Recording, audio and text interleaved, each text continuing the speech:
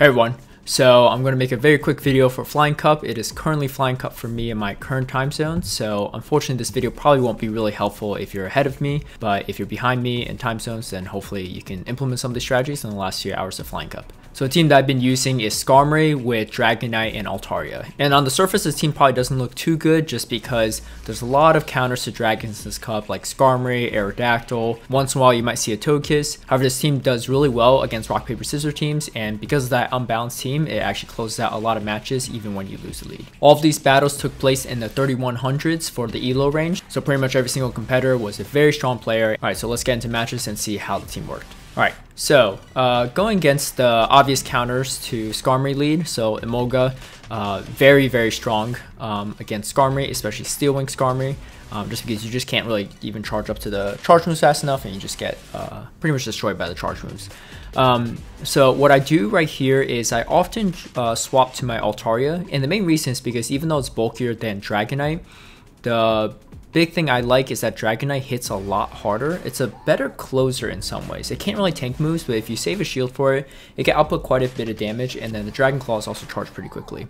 Altaria, on the other hand, this cup is actually very bulky, and it could force shields from a lot of opponents like Aerodactyl, even Skarmory, as you can see here, right? So I was able to draw out both shields from my opponent's Skarmory just to win switch. And here, Dragonite, another big selling point is that it actually beats Mantine even when Mantine baits, as long as you have shields. So I know in this situation that even if they throw a Bubble Beam, I can shield it and still win the match, which is pretty huge. Alright, and then so I'm able to think that out. Unfortunately, I am debuffed right here, so I'm going to have to charge up to this Dragon Claw and drop it as soon as possible.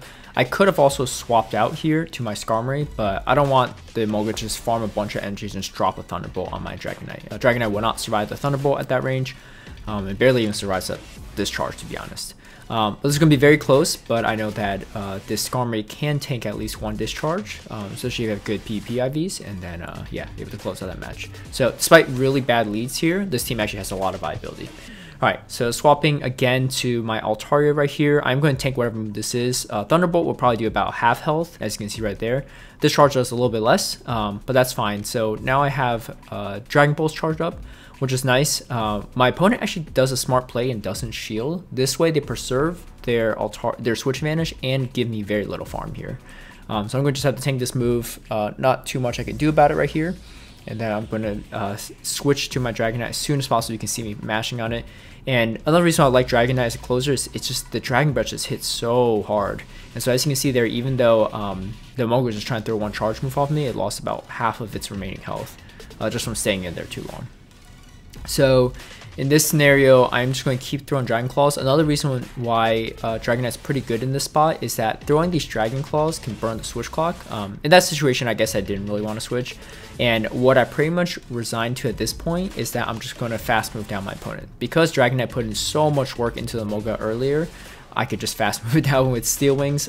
Steel Wing, although not the best move, it does do a little bit more damage than Air Slash. So you are going to output a little bit more damage than usual. Alright, going against Holden McNuggets, a very great player from Canada.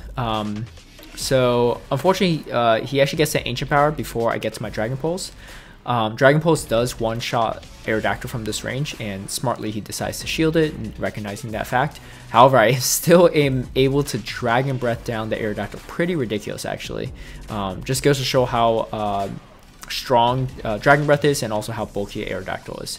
So I'm going to tank the first move. Most people throw Discharge, so it's actually a really smart play by him to throw the Thunderbolt because it puts me in a very uncomfortable spot where I could even be Thundershock down. So in this scenario, what I'm going to do is it's kind of tough. So I don't want to shield the first one in case it's a Brave Bird, and then I could just throw my next move and take him out. So I'm going to shield this one in case it is a Brave Bird, and it is. So this puts me in a really good spot because now I can Steel Wing down his Skarmory, and then now I have two Sky Attacks ready for this Emolga, which puts me in a very good spot. And I recognize that my Dragonite is close to a Dragon Claw, so I'm going to swap right to it and then throw the Dragon Claw. Very close match. But yeah, able to squeak out that win. All right, going against Ventusky. Pretty much the same exact team as Holden McNuggets. So yeah, two very great back-to-back players. Ventusky, this year's 2020 Latin America Self-Continental Champion. Okay, so he plays it a little bit different where he goes straight fast move down. Now his is a Shadow Aerodactyl, so he is able to pull that off. I'm just going to tank this move. I know Rock Slide's going to hurt quite a bit, but I want to save my shields for Dragonite. Now he does actually a really smart play right here. Instead of waiting out the switch clock, he purposely brings in Emolga right away. This way I am forced to stay in that matchup, which is very unfortunate. And then my only Hail Mary attempt right here is just go for the Hurricane and hope it lands. Unfortunately, it does not land. Honestly, most of the time you just need Dragon Claw and you're fine on Dragonite. Yeah, in that scenario, it probably would have been great if I landed it. Unfortunately, it didn't work. So yeah, really well played by him. Zapdos, also a very terrible lead for Skarmory. In my opinion, I feel like it's even worse because it hits kind of hard. It is Glacier though, so it gets Dragon Breath down much quicker. Alright, so I do shield here because I do want to land this Dragon Claw and see if I can switch this lead advantage. Anytime you have the ability to switch is always good because that matchup is terrible with Zapdos right there. So instead, they double shield, and that's fine actually because I'm going to charge up a bunch of energy right here. This Zapdos is not going to appreciate Brave Bird at this range, but it ends up being opposing Skarmory, which is not too bad. So because of that, this is actually really good because it helps me align my Altaria with their Zapdos. So this is actually pretty good. This is like kind of best case scenario. And then so my opponent swaps 2 Zapdos, and by now it's a little bit too late just because Altaria can pretty much just Dragon Breath down this Zapdos. I'm going to shield this right here. I know that I could survive a Sky Attack from this range, so I'm just going to charge up all this energy and then throw the Sky Attack. I'm actually not sure if this KOs at this range. Yeah, but it should be within Dragon Breath range at this point. I'll survive the Sky Attack. I still have my own Skarmory in the back too. Alright. Another Skarmory lead, and this time it's got Zapdos in the back. So I laid out, instead of just my typical lead guides, I do have the back line as well because the meta is pretty condensed. So understanding how to deal with lines with certain back lines is pretty important too.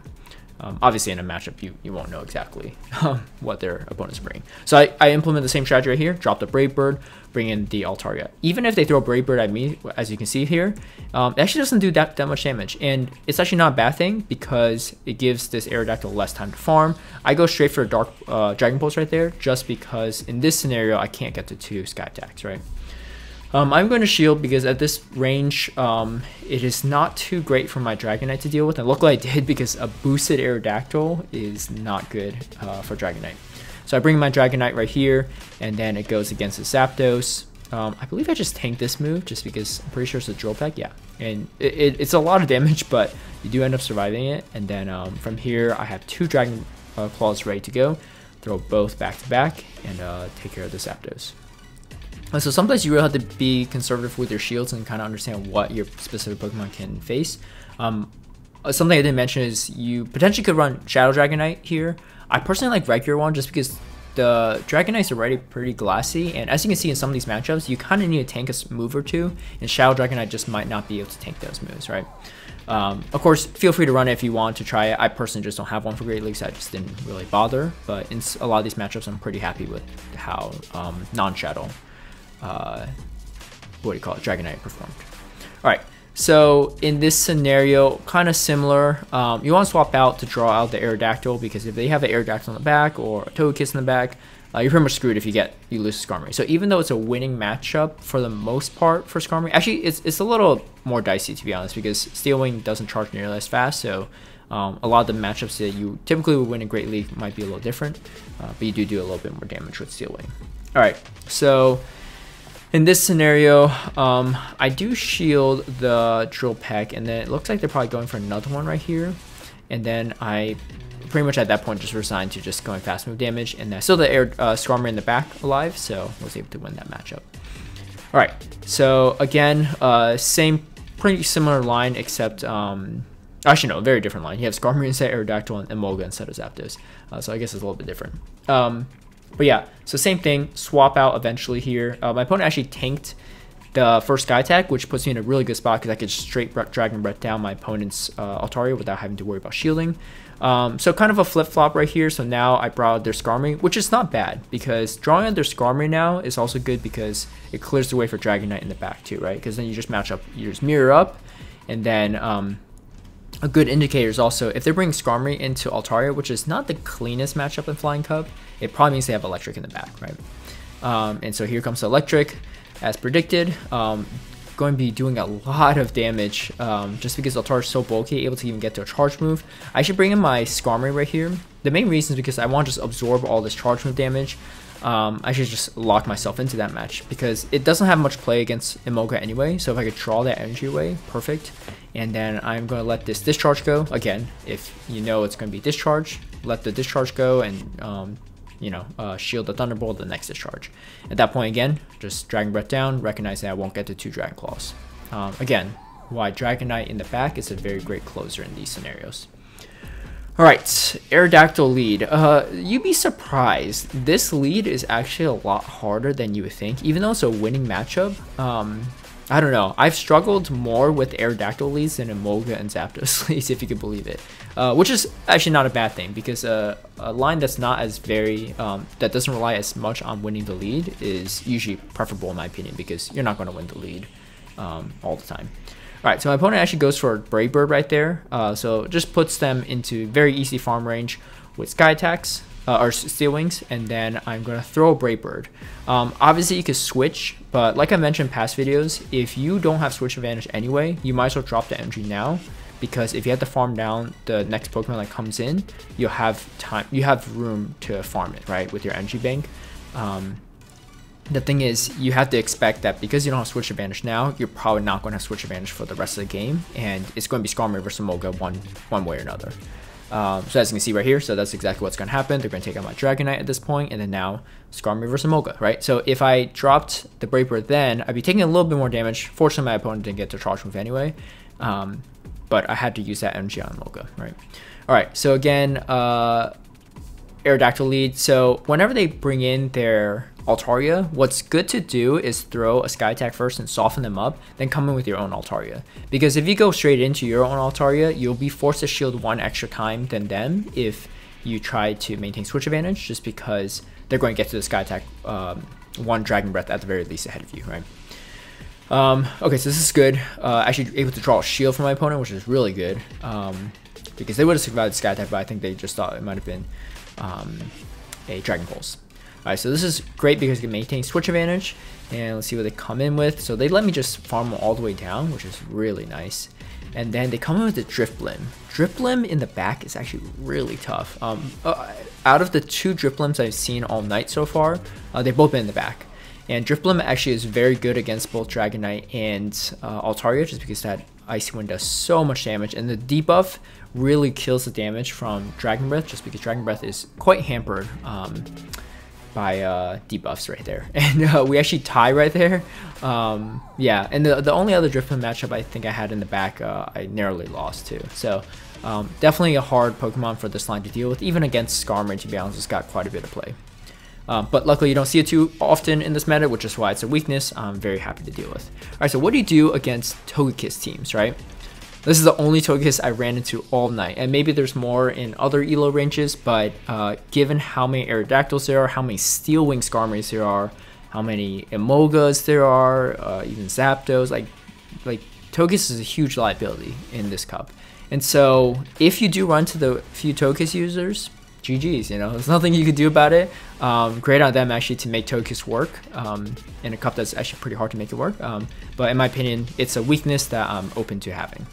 Alright, so Gyarados, also very uncommon, very spicy. This is the only Gyarados I saw all night. It is a Waterfall Gyarados, which makes it actually a very good counter for Skarmory. Because most Skarmorys are running Steel Wing as well, you're resisting that fast move damage because of the water typing, and then having Waterfall just does a lot of neutral damage to Skarmory. So yeah, I don't know how many Gyarados you're going to see, to be honest, but you know, in case you see some, here it is. Alright, so I'm going to go straight for the Brave Bird just because I don't really have the health to go for double Sky Attacks. And then I kind of lag right there, or I missed the switch button, so I do get taken out. But I do shield this Aqua Tail, unfortunately. I knew that it probably wasn't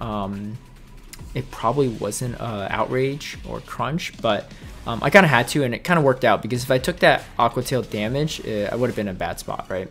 Because the opponent wasn't throwing another charge move from Aerodactyl. But Altaria able to clean up Gyarados and finish off the match. Alright, And going into this match, so it's going to be Mantine leads into Mantine, pretty common as well, one of the more common leads I've seen. What I actually do right here is I go for the Brave Bird.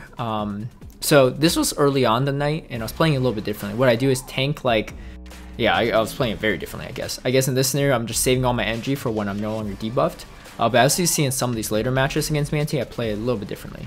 So my opponent actually here makes kind of an error, and they don't shield the Dragon Pulse, so I'm able to win back switch advantage, which is really nice.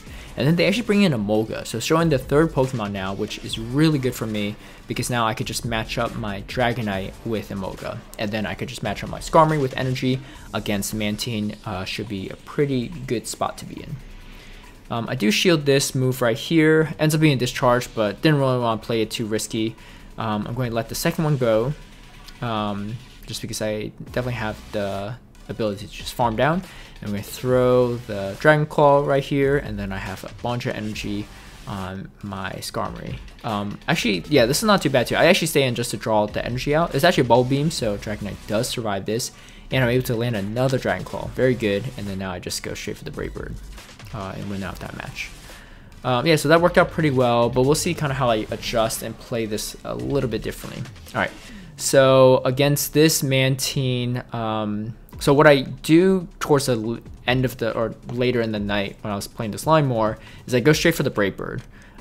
So they go Ice Beam right here. Even if they go Bubble Beam, I go just straight for the Brave Bird, does a bunch of damage, and then you could usually snipe the Mantine, or like put it quite low, which is some Dragon Breath from Altaria. And again, you draw out the rock, all good. Throw the Dragon Pulse, still able to draw the shield, and then I also get the charge move right here. This is perfect. That CMP right there, or they might just clicked it a second after. Works out really great because I don't even have to shield the Skarmory. I have a bunch of energy, and then I could throw the Sky Attack right here. So let's see if my opponent shields or not. If they don't shield, Dragonite actually is pretty good, in a good spot to pretty much fast move down the Altaria. And I have 2 shields left, so not much I could do, and I'm just going to fast move. Alright, so remember this person's name, Teddy Graham. Alright, I'll tell you why in a second. Teddy Graham, running a Mantine line, nothing weird about that, alright? So this was kind of earlier in the night. So going against Mantine, Aerodactyl, and Emolga line. Yeah, so again, early in the night, so I'm playing the Skarmory versus Mantine matchup a little differently. He actually decides to double bait with Bubble Beam. And this is back when I was actually safe swapping Dragonite over Altaria. Later on, I adjusted and started doing Altaria, but the Aerodactyl actually gets one shot by Dragon Claw because it's Shadow, so ended up working out actually fairly well still. And then in this scenario, again, I could realign my Altaria with the Emolga. This is going to be very good. Thunderbolt is going to do quite a bit of damage right there. I'm just going to go straight for the Sky Attack. At this point, they're probably going to shield, and I'm going to have to match shields. This is probably going to be just a discharge, but that's fine. I just want to maintain the switch advantage, and then I am going to throw these charge moves against the Mantine right here. And I'm not going to shield anything here. I don't really want to be in a farming situation for the Emolga, so I'm just going to go straight fast move. I don't mind losing this match, right? I have charge moves ready. I don't want to use any. That way the Emolga can't farm anything off of me, and Dragon Breath straight down. Alright, so why was that important? Facing the same guy again, Teddy Graham. Now, this was about 30 minutes after that match, and I didn't really recognize it at the time because, like, oh, this name looks kind of familiar, right? Skarmory lead ends up being a mirror match, right? So, you know, I would say, what's that line? Something about copying is highest form of flattery. I don't remember. Anyway, very pleased to see that my opponent has adopted my line later on the night. So actually, yeah, you can look at the timestamp on top left to see how much the time difference was. But it was only shortly after, and they actually make a really great play here by bringing their Altaria and sacking and catching the charge move on their Skarmory. So how do you play the mirror line, right? So I had no idea because I didn't play anyone all night with this, right? The only people that knew about this line were my patrons, and I didn't run into any of them. So I'm going to go straight for the Brave Bird right here, see if I can land it. And it does land, which is pretty good. And then I'm going to just go with my Dragonite right here. Unfortunately, I do have to shield the Sky Attack, and then this Altaria just has a little bit too much health, and it has a shield left. So actually, really well played by Teddy Graham. I gotta give it to him. He beats me with my own line with the mirror. Yeah, I don't know if I would have insta-swapped to Dragonite right there, but I think it was the right call in the end of the day. So yeah, so if you end up running a mirror line, play more like Teddy.